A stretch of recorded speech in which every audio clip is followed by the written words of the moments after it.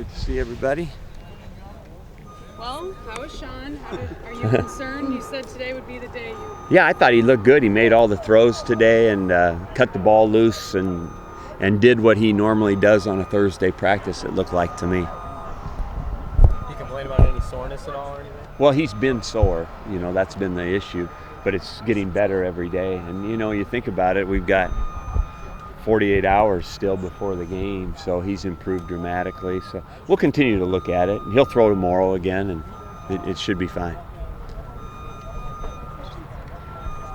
You said before the season that you just miss, calling the plays. Is that a rush you look forward to every Saturday? Yeah, but it's a little bit. The preparation of it is hard. I mean, you got, I don't know how many plays are on that list, but it takes a lot of preparation, and I do enjoy it. How much extra time do you think that's added on? I don't know.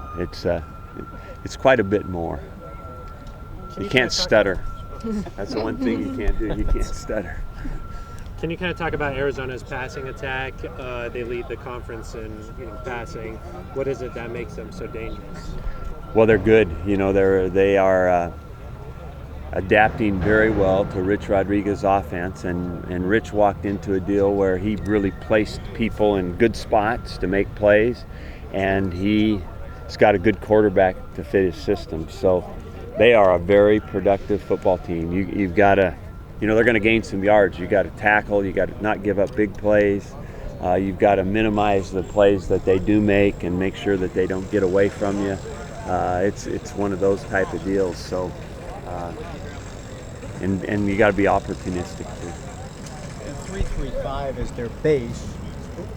How different is that as a base compared to a lot of the other stuff we see? Well, it's unique to our conference. They brought that in here, and so it is.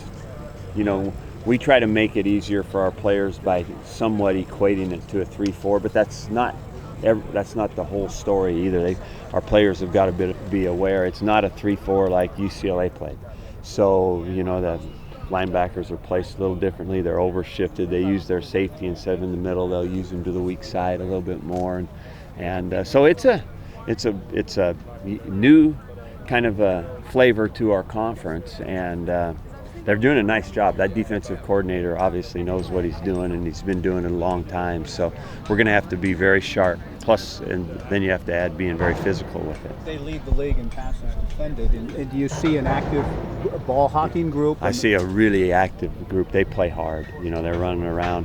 That Oklahoma State game, they were running and hitting. So it was pretty impressive. Coach Terry doesn't maybe have a more high-profile name as a guy like Monte Ball or Jonathan Franklin, but how is he in their backfield? No, I think he's a good player.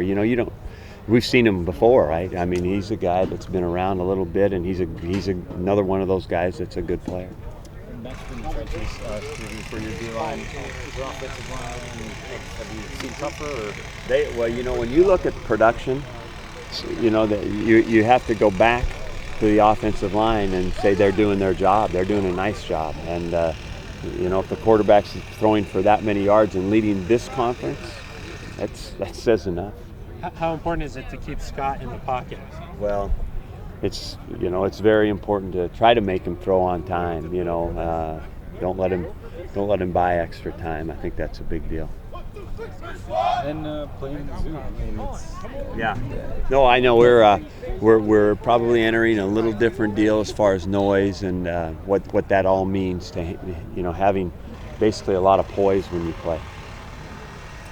Thanks, all right, Mike. thank you. Good luck this weekend.